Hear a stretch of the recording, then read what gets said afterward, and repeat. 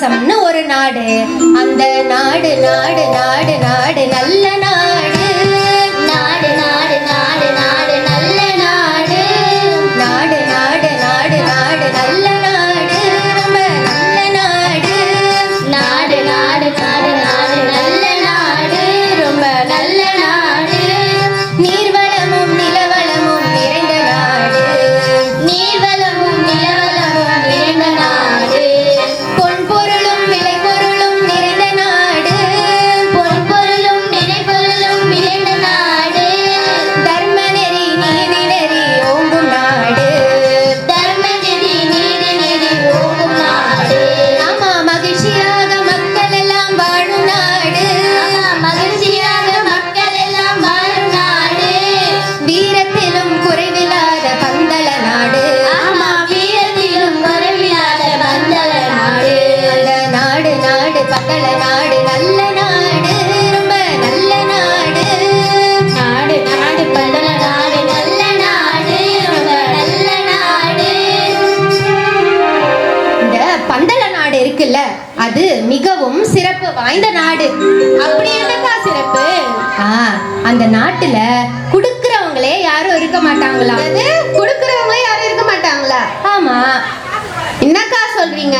சரியா தம்மா சொல்றேன். இப்ப எப்போ ஒரு இடத்துல குடுக்கறவங்களே இல்லாம இருப்பாங்க, அப்ப யாரும் வாழ்ந்துருப்பாங்களா? அங்க வாங்குறதுக்கே ஆள் இல்லாம இருப்பாங்க. அந்த நாட்டுல எல்லா மக்கள் கிட்டயும் எல்லாமே இருந்தது. இல்லைனாலும் அவங்க கிட்ட இருந்ததை வச்சு திருப்தியா வாழ்ந்துட்டு வந்தாங்க. சரி. இப்ப பாருங்க, நம்ம நாட்டை கைய நீட்டி வாங்கிக்கிறதுக்கும் குடுன்னு வாங்குறதுக்கும் ஆள் இருக்கு. எதையாவது கொடுத்து கொடுத்து மக்களை சரி கட்டுறதுக்கும் ஆள் இருக்கு. இந்த மாதிரி நாட்டெல்லாம் நம்ம எங்கதான் பார்க்க போறோமோ, எப்பதான் உருவாக்க போறோமோ. சரி, இந்த மாதிரி கதைகள்லயாவது கேட்டு சந்தோஷப்பட்டுக்குவோம் நம்ம. இப்படிப்பட்ட சிறப்பு வாய்ந்த இந்த பந்தள நாட்டை ராஜசேகரன்ற பாண்டிய மன்னன் ஆட்சி செய்து வந்தாரு. அந்த பாண்டிய மன்னர் ஒரு சிறந்த சிவபக்தர். தினமும் சங்கரா சிவ சங்கரா சிவ சங்கரா சம்போ சங்கரா வர்யங்கரா சிவ சங்கரா சம்போ சங்கரா சிவ சங்கரா சிவ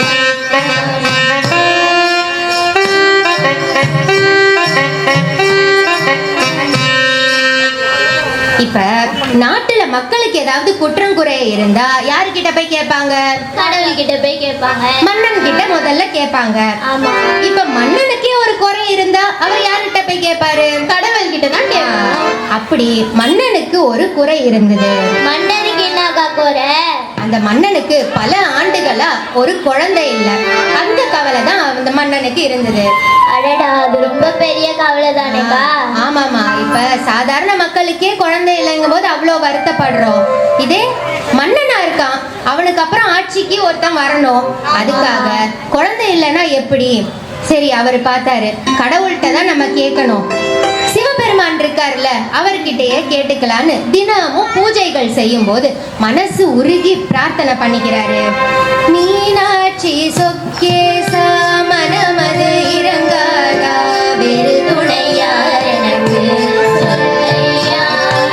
மீனாட்சி சொக்கேசா மனமது இறங்காதா, வேறு துணையார் எனக்கு சொல்லையா. பிள்ளை செல்வம் இல்லாது ஏங்குகின்ற எந்தனுக்கு உன்னையன்றி கதி வேறு ஏதையா. பிள்ளை செல்வம் இல்லாம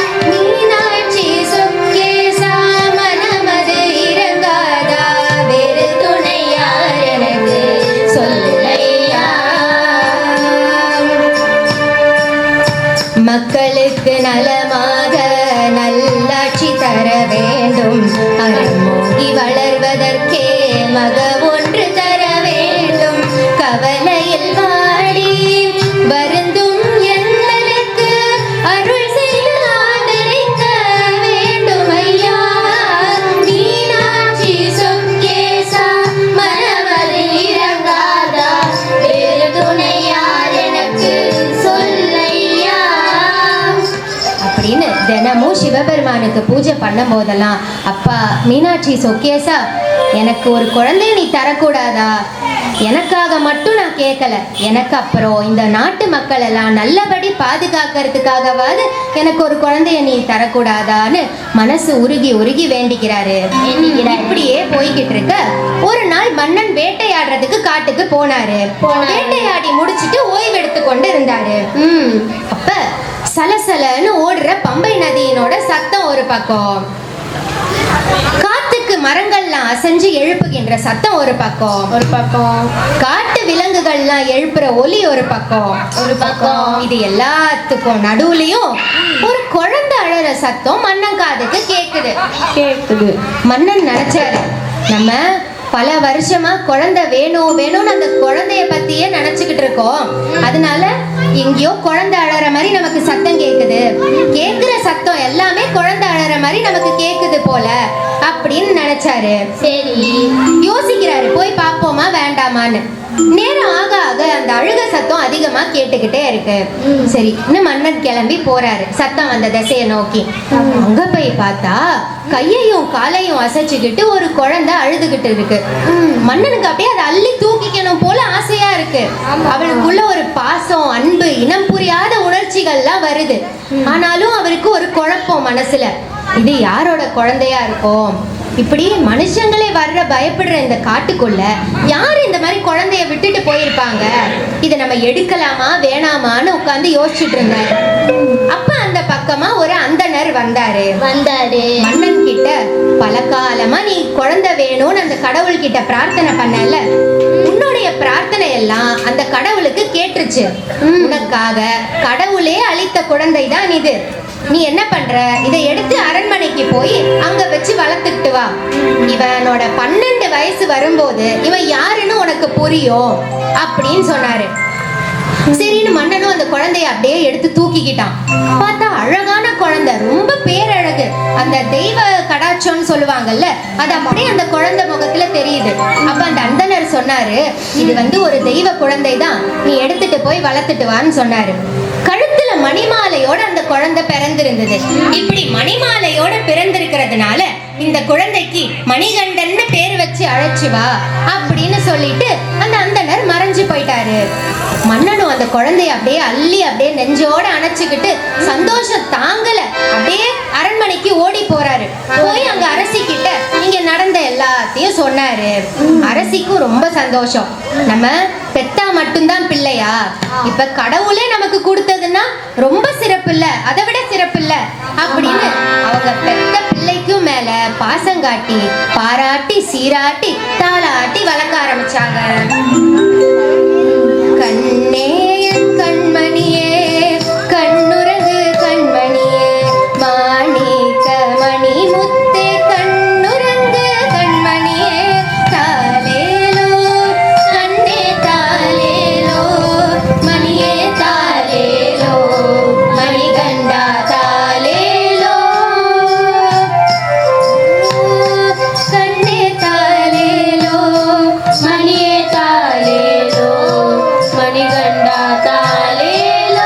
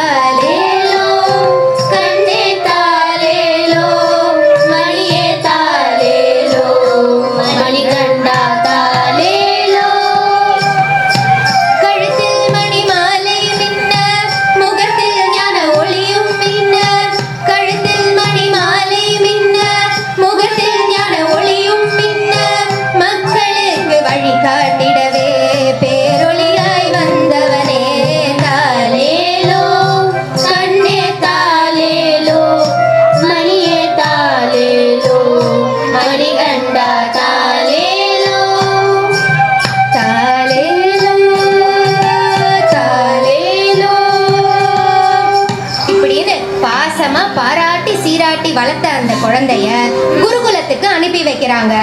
கடவுள் கொடுத்த பிள்ளைன்னு சொன்னீங்க, அதை கூடவாக்கா குருகுலத்துக்கு அனுப்பி படிக்க வைக்கணும்?